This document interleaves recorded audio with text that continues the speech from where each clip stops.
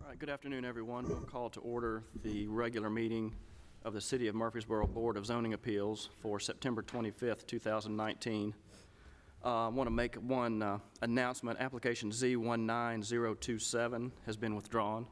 Just want to make note if anybody was here to participate in that application. It's been withdrawn. And Mr. Ives, I believe you wanted to introduce somebody. I do. I'd like to introduce Roman Hankin. Roman has just joined us as an assistant city attorney.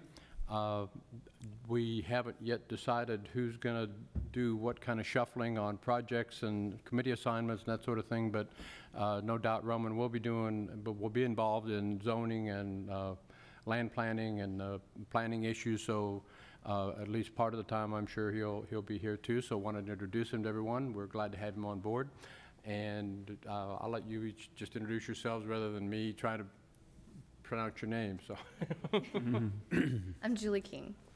Ken Halliburton. Davis Young. Tim Tips. Misty Foy.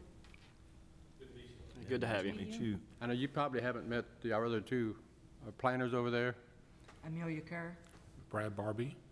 He was on a tour being introduced to people, and I pulled him out into a meeting before Adam got upstairs with him. So we'll be doing that over the next few days. We'll be bringing him around the rest of City Hall. All right. So, welcome, and we're glad to have you here. Thanks.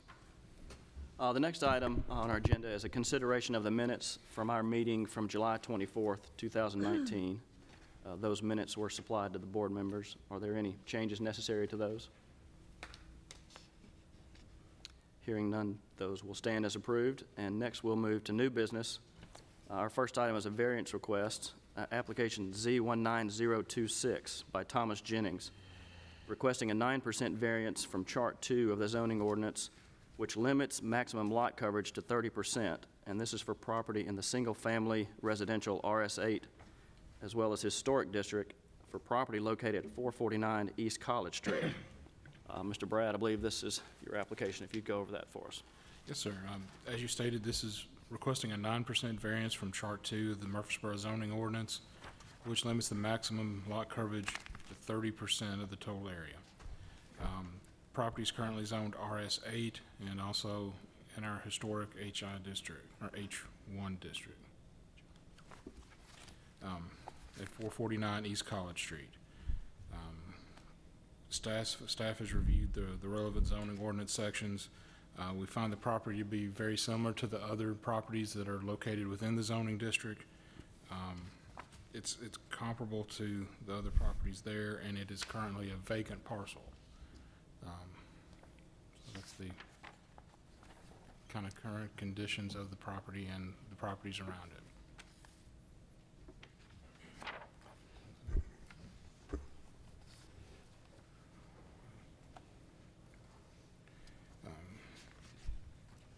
Mr. Barbie, I can put up the photographs that were supplied if you'd like to go over those.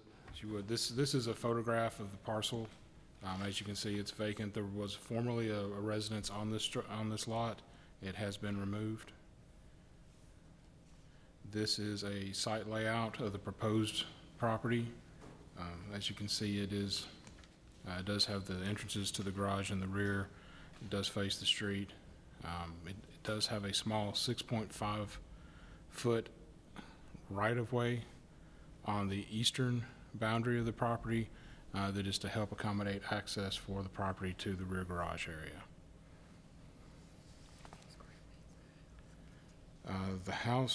The footprint of the house is proposed to be 3,098 square feet. The total square footage of the lot is 8,050 square feet.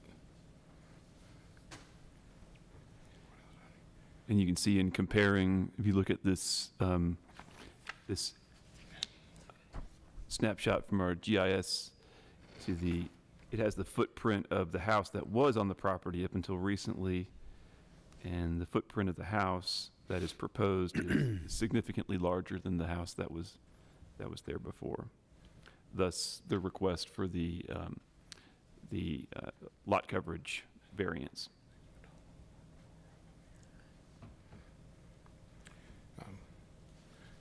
Staff has reviewed the request letter and the conceptual site plan. The board should conduct a public hearing on this matter and determine whether a special use permit is warranted, or whether a variance is warranted. The applicant will need to be in attendance in the meeting and discuss the request and answer any questions the board may have. Thank you, sir. Any questions for staff at this point? Hearing none.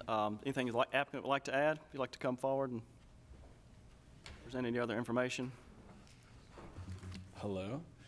I guess the reason we're doing the variance request because we feel like we meet each guideline for a variance request.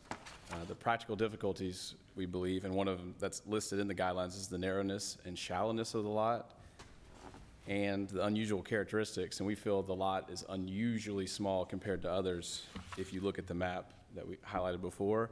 And because it's unusually small and uncharacteristically small, that's why we have the deeded right-of-way easement into the property next door. And the final thing we have to meet is that it didn't result from any deliberate action of us. And so I think because of those three, we check each box. Did you, I guess because it appears a narrow lot, I guess you, on the, not created by you, you tweak with different house plans to fit in this envelope? So when we're going over the house plans, I guess we're in the early stages of the design. There's one aspect. We can build a narrow home and use as much of the depth of the lot that we can. And then working with historic zoning, obviously there are, I guess, many guidelines we have to match with the rhythm, the massing, the setbacks, everything else. And I think because specifically the depth of the lot is so shallow, I guess that's why we're here to get the variance to move on, because of the, I guess, unusually shallow. The plan that it fits setbacks, front and rear setbacks, and also side setbacks. Yes, sir. It's just the coverage that's of the plan you've chosen. Mm-hmm. And I think at some point, the lot next door at 451, 449 used to match the same rear point. It was the same depth. And even when I think in 1984, when the historic zoning overlay came in, and if you see the line, and I have copies that I can pass out, the historic zoning overlay matches. It extends beyond our lot, because at some point they cut off. I think it was the same owner for 444 East Lytle and 449 East College. And at some point he divided it, and consuming more of 449 East College for the East Lytle lot. And it's the same process. We going through the historic zoning to get approval for demolition of the house, which is identical to what's happened next door at 451. And the only difference is their lot is deeper. And at some point, I don't know when, that change was made. I guess maybe staff can help. Historic zoning wouldn't get into details like this of what they're concerned with as far as lot coverage. They're more looking design. Right, they're more looking at the aesthetics of the project. And their guidelines say that they are the last body to consider an application. So he's coming before the Board of Zoning Appeals for the lot coverage variance before he has his detailed plans drawn up to make application to the Historic Zoning Commission, because absent the lot coverage variance, he would have to go back to the drawing board with his plans. So his next step, if he's approved for this lot coverage variance, would be to move forward with his plans and then make application to the Historic Zoning Commission. I believe, correct me if I'm wrong, but I think that the historic zoning has not seen anything about this plan. Historic zoning only was for the demolition of the existing lot, I'm sorry, the existing house, and primarily on the basis that it had deteriorated beyond economic repair on an economically sensible basis. And historic zoning approved that, so that house has been is now gone. So the next step, of course, is what do we replace it with? So. Yeah, that's correct. And I guess it's not just the aesthetics, though, in terms of the approval. Per their guidelines, we have to meet the scale, massing, rhythm, material, and landscaping. And we've only been to one meeting, but I've been told it's a very exhaustive process for the design approval. So essentially, we're here to try to gain that 9% variance and then go really dive into how to fit the street and make sure it's no detriment to anything else, which is the other, I guess, guidelines. So we believe we will not impair the adequate supply of light. We believe it won't be unreasonably increase the congestion in public streets. It won't increase the danger of fire, and it won't be a danger to public health, safety, comfort, morals, or welfare. So I feel like we meet every single aspect to hopefully go on to historic zoning and, I guess, get our hands dirty. Any more questions for Mr. Jennings? So I think I heard that you have a driveway easement with 443, is that right? It's 451. 451, The house to okay. the right. Okay. Front. So that driveway is not even on your property, correct? Correct.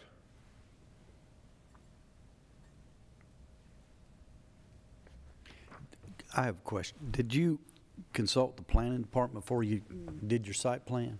Yes, had some email correspondence with Amelia Kerr, and I sat down with Donald Anthony, I believe.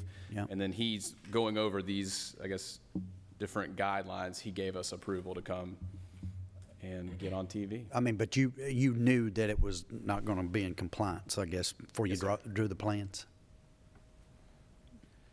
Yeah, we consulted, and I wasn't in any of those meetings, but it's my understanding that we consulted with Mr. Jennings and expressed our concern about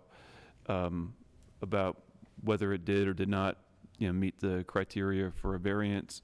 And we did not give him approval to come here. He has the right to come here and apply for a variance. But we did consult with him about that and let him know our concerns and just let him know that he could make application and see if he could prove his case to the Board of Zoning Appeals.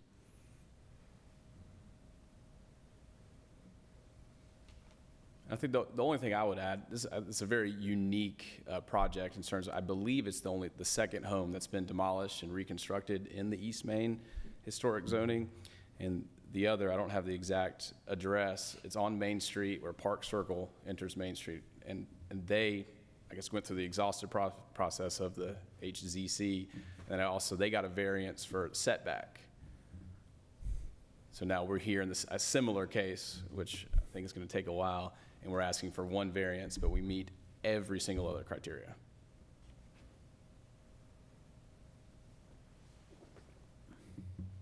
Anything else from Mr. Jennings? Thank you, sir. Thank you. At this time, we'll conduct a public hearing. If there's anyone present wishing to speak for or against this application, if you'd come forward and state your name and address, and you can provide us with any comments you may have. Seeing none, we'll declare the public hearing closed and open the floor for further discussion or motion.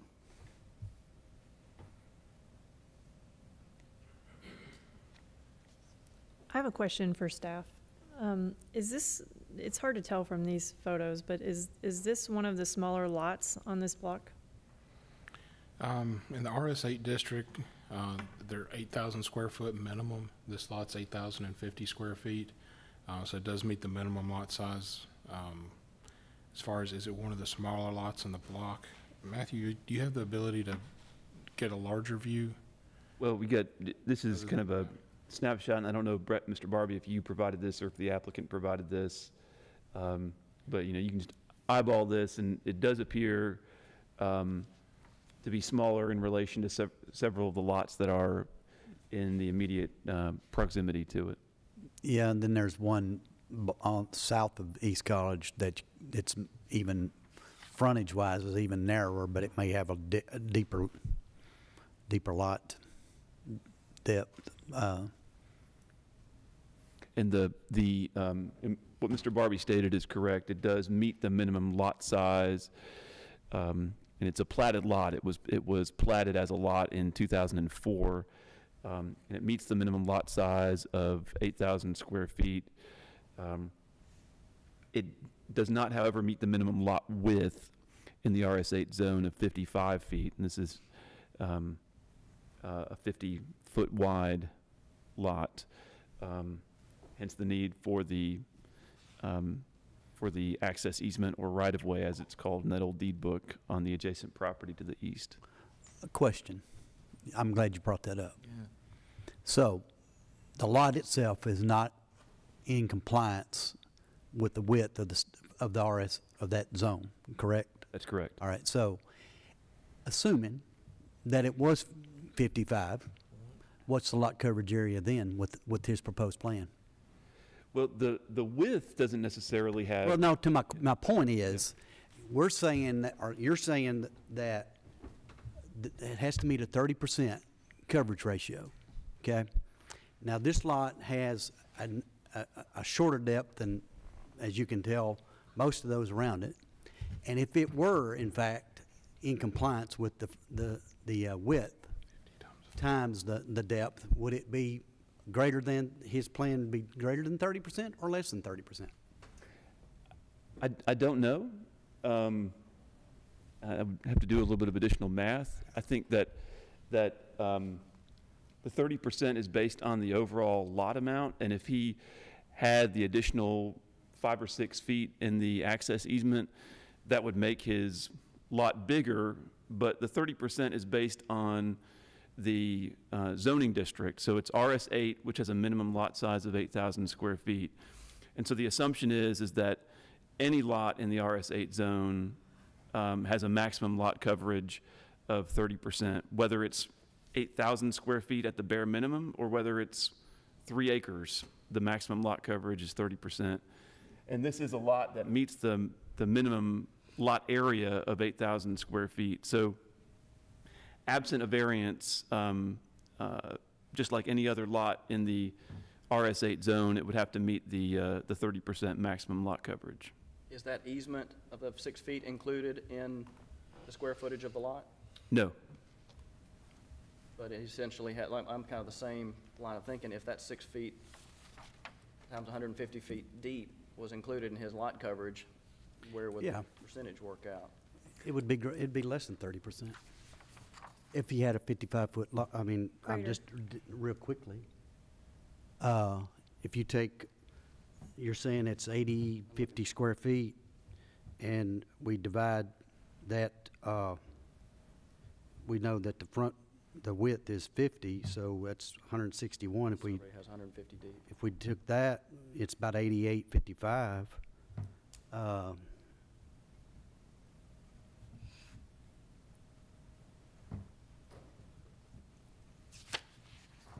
Well, yeah. But just to clarify, the lot coverage is based upon his actual lot. Sure. Understand that. At what point, you mentioned that the fact that it was just 50 feet wide, it didn't meet the 55-foot wide requirement for RS8. So at what point was this, I guess this lot was the way it was and was granted to be qualified as RS8 based upon just the fact that it's 8,000 square feet, but the fact, I guess it was this width long before we came up with this RS8 zone, correct? Yeah, I think even though it was established as a lot in 2004, and we had the 55-foot minimum lot width in 2004, the lot width of the property that was being subdivided was 50 feet at the frontage of East College Street. But one thing that I did want to point out, lot width, having a non-conforming lot with respect to lot width may give him a good case for a side setback variance, but in my opinion, not necessarily a lot coverage variance, because the lot coverage is based upon the square footage of the lot, and the square footage of the lot meets the minimum lot requirements of the RS8 zoning district at 8,000 square feet. The lot width, if he has a lot that does not meet our minimum standards, it might impose a hardship to meet the minimum side setbacks, but that's not the request that's before the board today. It's lot coverage.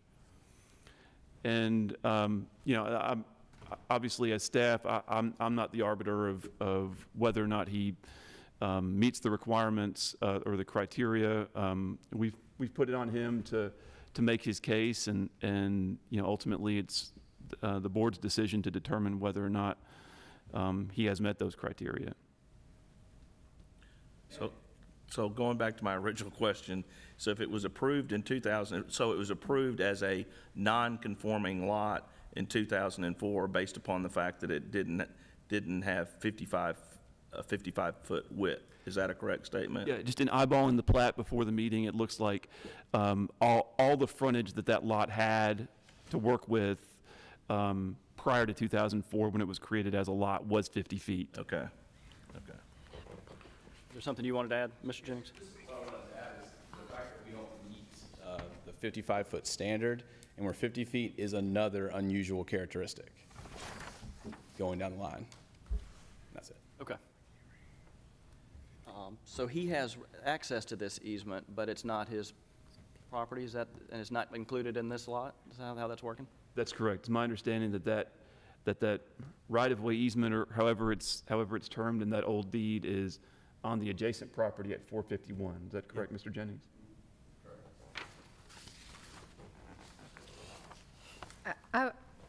This is not relevant to the current discussion, but I do need to disclose, Ms. Fournier and I are friends, and she found that I was on the BZA and when they were investigating what they needed to do, and reached out to me, and I let her know that, you know, we like to keep everything in these chambers, and the discussion ended, but due to that and to the fact that we have a quorum without me, and I don't think that I need to participate in this, just so that there's no appearance of impropriety.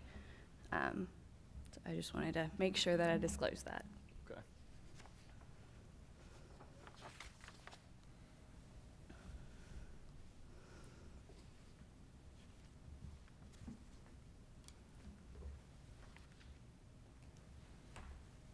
So I guess my last question is, I'm assuming that there are, that we know of in this particular area, no other houses that are taking up more than this 30% rule.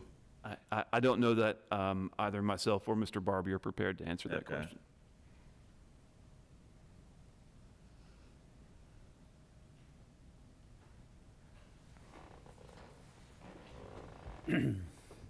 I could certainly see where there might be a practical difficulty, given that the lot width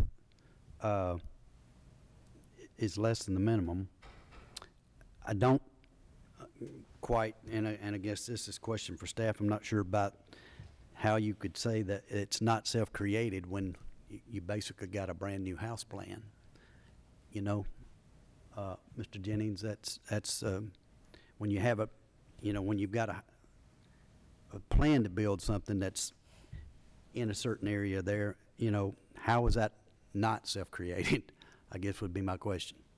But I do see, the practical difficulty because of the narrowness in comparison to what we see around it, and depth in compared, with what we see. It is very close to being under 8,000, and I guess that would put it in the RS6 category, which, does that have an enhanced lot coverage area greater than 30%? It does. I believe RS6 is up to 50%, I believe. Okay, that's good to know.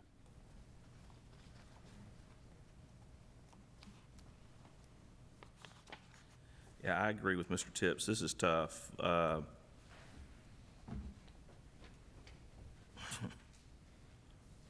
I mean, you would think you could put your house plan to meet these qualifications because you're doing it on the front end of the deal. But I also get the fact that the narrowness of the lot, and I'm all for the revitalization of downtown, and especially a 3,000 square foot house. There's probably not that many houses in that area that have that amount of square feet. And going before the Historical Zoning Commission, I know that they're going to do a good job with respects to what this thing is going to ultimately look like. So I hate to not or to not allow this to be done. It's just the whole, y'all are putting together the house plan on the front end of this deal, and so how is it not self-created? And we're just going by what we are tasked to do here, but that's just my thought process. Yeah, that's the sticking point when you have a blank page to work with, a blank lot to work with. Some people have owned a house and they want to make some changes, and then this sort of thing comes up that's, okay, well, you didn't create it, it's kind of, you inherited it, but it's getting us through that hurdle, I guess, is giving us pause when you're starting from scratch. By my arithmetic, and I invite anyone of the calculator to test this, check this, but if there were 5 more feet on the side of this, Yeah, it probably wouldn't help. they would still, with this request, be, where they look for 33,000? 35%. 400-some feet over the 30% allowable. Yeah. It's true.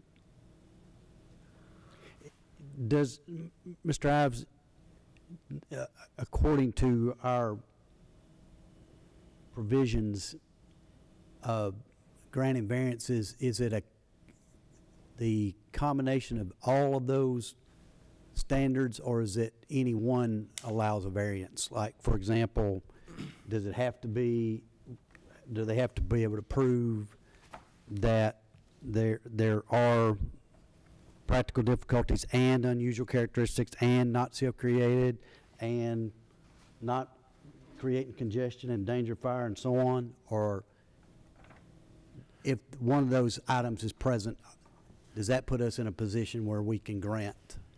I believe Variance. that all of them need to be met. All of them have to be? Right. And the transverse would be that if they don't meet any one of them, or one or more of them, then it would not be entitled to the variance. Okay.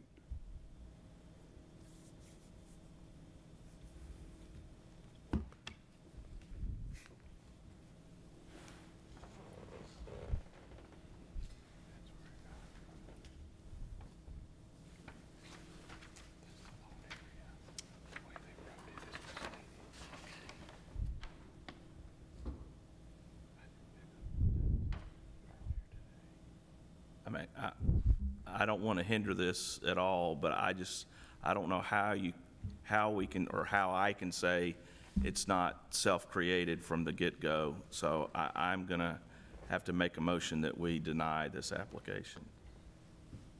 I'm going to second that motion with the comment. I agree, and I think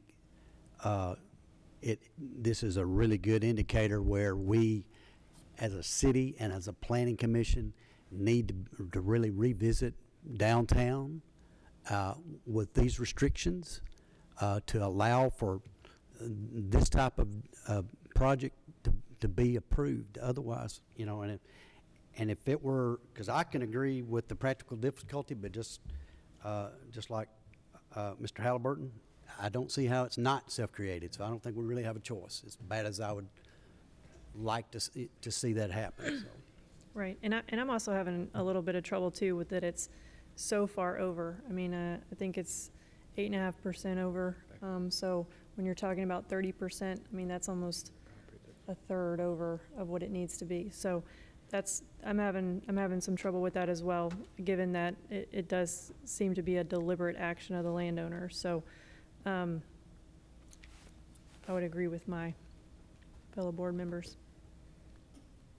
All right, I have a motion and a second. Any further comments? If not, all in favor say aye. Aye. Aye. Any opposed? That application been denied. Thank you. Our next application is special use permit, application Z19028 by Mark Lemay, representing Baptist Student Center, requesting a special use permit for expansion of an existing student center on property in the multifamily residential RM16 district for property located at 2535 Middle Tennessee Boulevard. Ms. Kerr, would you review that for us? Thank you, Chairman, members of the board. Mr. Mark Lemay with the Baptist Student Center is requesting a special use permit to construct an outdoor patio and arbor at 2535 Middle Tennessee Boulevard. The patio is 256 square feet in area, and the arbor is 1,433 square feet in area. These structures will be constructed to the front of the property, adjacent to the existing student center fronting Middle Tennessee Boulevard, across the street at Falconberry. The arbor will encroach into the required 30-foot setback. However, the zoning ordinance dictates that arbors are permitted to encroach into the required setback. As such, no front setback variance is needed for this request. The elevations and floor plan are included in your agenda package, and I believe we have some pictures of the floor plan. This is actually the elevation of what they would like to put out front. I believe the next photograph is also elevations of what they desire to put out. This is actually the footprint, and as you can see, it does sit into the setback of 30 foot. To the left of the screen, you'll see that covered area there. That's the patio area. It is not within the setback area, but the rest of the area that you see with the grid marks on it, that's all the arbor areas. Again, here's another different view. They do have some nice brick work going along with it. I think they've put a lot of time and effort into it, and this is the type of material that they would be using. It could be either a fiberglass or a PVC type material. This property, the property zone to the north is an RM16, and it is residential apartments, and the property to the south is the Presbyterian Student Center, which is also an industrial use in an RM16 zone. Chart 1 of the City of Murfreesboro ordinance allows student centers in the RM16 zone with the BZA approval and a special use permit, which has been granted many years ago for the student center. Student centers shall be subject to the following standards. Applications for student centers shall be accompanied by a floor plan which depicts the proposed layout of the facility, including the location and square footage of any area devoted to sleeping rooms, and there are no sleeping rooms in this request. Areas for outdoor recreational use or outdoor group activities shall be screened or fenced in such a manner as to provide an effective buffer for adjacent uses. Parking areas shall be designed and so arranged so that backing from the site into a public right-of-way will not be necessary, and adequate space available for vehicles to turn around on the site. Parking areas shall not be permitted in the required front yard. Right now, their parking area is totally in the back of their facility. The BZA may place limits on the number of students who may reside upon the premises, and again, there will be no students residing on the premises. And in order to ensure compatibility of the student center with surrounding neighborhood, the BZA may place restrictions upon the hours of the day during which outdoor recreational activities or other outdoor group activities may be conducted on site. The applicant has stated that the purpose for this project is to beautify the property and provide an area for pedestrians to have a place to sit and enjoy the collegiate community. Throughout conversations with the applicant, it has been suggested there would be outdoor musical events and ministry-based studies in these areas. Based upon the application submitted for BZA approval, the applicant asserts the requested accessory structure will not have a negative impact on adjacent properties. The purpose is to have a comfortable setting adjacent to a major crosswalk, that no public service would be affected by the project, that the project will not have any adverse effect on any natural, scenic, or historic property, and the project will comply with all standards of the zoning ordinance for student centers. The applicant has expressed that fencing would create an unattractive environment for the site. However, staff believes that landscaping screening along the northern and the southern property lines to reduce lighting and noise pollution, which could result from the gatherings in the area. Recommended conditions of approval: areas for outdoor recreational use or other group activities shall be screened or fenced in such a manner as to provide an effective buffer for adjacent properties to the north and the south of the subject property. This is standing in the student center's front yard looking to the right or to the north of the property. As you can see, there's a house there that does have multiple apartments within it as well. The next photo is just a shot straight down the side showing the proximity of where this would be to the neighboring house on the north. The next slide is the photograph from the rear of the property. As you can see, the apartments on the left that would be subject to outdoor activity here. The last photo is the south side of the property from the front of the building. And this is some information that he sent us about utilities that have been placed on their property with the redevelopment of Middle Tennessee Boulevard. The applicant shall adhere to all regulations set forth in the Murfreesboro Noise Control Ordinance. Due to the possibility for outdoor musical events and in order to ensure compatibility of the center with the surrounding neighborhood, the BZA may place restrictions upon the hours of days of which the outdoor recreational activities or other outdoor group activities may be conducted on the site. We do have a Murfreesboro noise ordinance, which requires exterior sound limited in hours in residential zones, which is regulated by the Murfreesboro Police Department, and that is shown in your agenda package, as well as there is a slide, I believe, if you want to put it up, that shows the chart as well. Exterior sound, 7 a.m. to 10 p.m., 55 decibels, and at 10 p.m. to 7 a.m., 48 decibels. I looked up to try to find out what was normal, and the best one I could find said 60 decibels is hard to have a conversation in a kitchen. And 38 to 44, it would be quiet, just for a reference point for you. The applicant has a representative here for him. Mr. Lemay could not make it today, so Mr. Mark Witt is here to represent this Baptist Student Center, and I will also be available to answer any questions. Thank you. Any questions for staff at this point? I may hate to ask this question, but this application has nothing to do with lot coverage issues, does it? No, sir, it does not. Any further questions for staff? Mr. Witt, anything you'd like to add to the application? If you come forward to the... Sure. I'm the director of the ministry, campus minister, and we have obviously been with Middle Tennessee Boulevard, the construction. We've watched that for 3 years, and we love what has happened on Middle Tennessee Boulevard. It's beautiful in front of our building. Our building was built in 1974, and so this is a way for us to update the look of our building and also provide, I think, something that would enhance even the look of what has happened on Middle Tennessee Boulevard with an update of our facility, so that it could also be, there's a crosswalk right in front of our building, and so it's a natural place for us to connect with college students and have an opportunity for them to come study, have a place to gather, and would be a welcoming aspect to our community. Thank you. Any further questions? I guess you mentioned one of the conditions was screening. I guess the applicant okay with that, and or it has been discussed in meetings. I just know that they were opposed to a fence. okay. I would agree.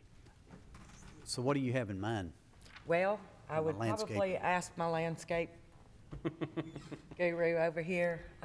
We have talked about it, and we think maybe some type of color, bushes of some sort. Some type of mixture of, shrubs and potentially some evergreen trees to help buffer the sound and light from crossing those property lines to the residentially zoned properties adjacent to them. We feel like that would be most appropriate. Nothing too overwhelmingly large that would constrict the use of the space. And in the photos, I'm sure you could see that there are a lot of large trees, but anything low-lying, there's not. It's kind of sparse in that area. But as far as tall trees, yes, there are plenty of tall trees there. And are you including the south side of the property with it being another student ministry, or just a screen on the north side where there's a residential? We're requesting the southern and the northern due to the fact that things change. Somebody could come in at a later time and that be converted to something else in an RM16 zone. Is this something you tell them a type A, B, C buffer, or is this what sort of guidelines do if we're? Probably something more casual. between an A and a B. We're not asking for anything significant, just something to put a little bit of a barrier, low-lying. Okay. And I think there's some existing vegetation along the property line, so I think it'd probably be more of a matter of supplementing the existing vegetation. Exactly. And I did want to, Mr. Halliburton's question before, I did want to mention that the arbor itself is not something that would be counted towards lot coverage. So I believe that there is an area with the. RM16 doesn't have a lot coverage. There's an area on the closer to the building, Ms. Kerr, that would be Patio. fully covered, the patio. Patio. That would count, but the majority of what they're proposing to add would not be considered in the lot coverage calculation. Or within any kind of setback requirements, because it's not covered completely. Correct. It's our zoning ordinance makes specific exceptions for arbors and trellises. And so we've always considered a pergola or something of this nature to be an arbor or a trellis, and as such, it is not required to meet the setback requirements. So it can protrude out into that front setback. So that's the reason why we don't have any variance requests today, and this is only a special use permit due to the fact that there's going to be construction on this property that is already exists in a special use, with a special use permit. So the way that we look at it is, even though it's not, doesn't have to comply with setbacks, it's still an expansion of the use. The use itself of a student center requires a special use permit in the RM16 zone.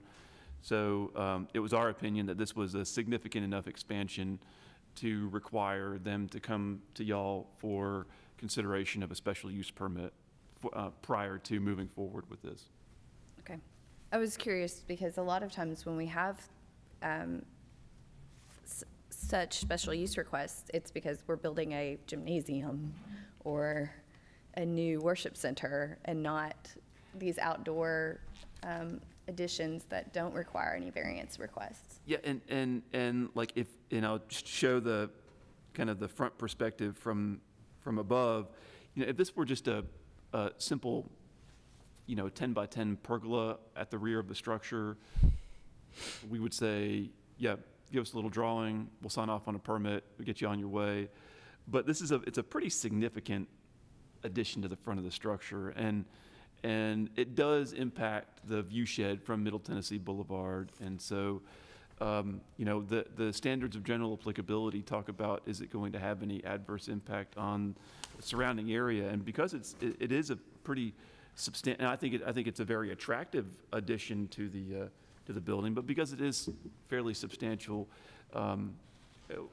we like to err on the side of caution, and if it's borderline, take it to y'all for consideration. And we thought that it did cross that threshold. Well, it's not something I'd put in my backyard. So I understand the difference. Any other further questions for Mr. Witt? Thank you, sir. Thank you. At this time, we'll conduct a public hearing. If there's anyone present wishing to speak for or against this application, if you'd come forward. Seeing none, we'll declare the public hearing closed and open the floor for any further discussion or a motion. Amelia, you talked about the hours of operation for the outside events, but you also dictated what's already in the city ordinance. So if we are okay with the times that were dictated in that city ordinance, there wouldn't be any reason to have a motion associated with the times, correct? I think that the police department would cover that. Okay. If they got a report on that. If they follow those, what is Right. recommended by the noise ordinance, just need to state that they have to follow Right. the noise ordinance. Okay.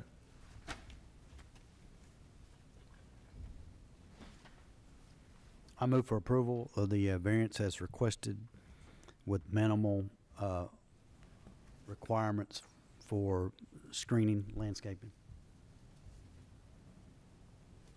Second. Have a motion and a second. Any further discussion? If not, all in favor say aye. Aye. Any opposed?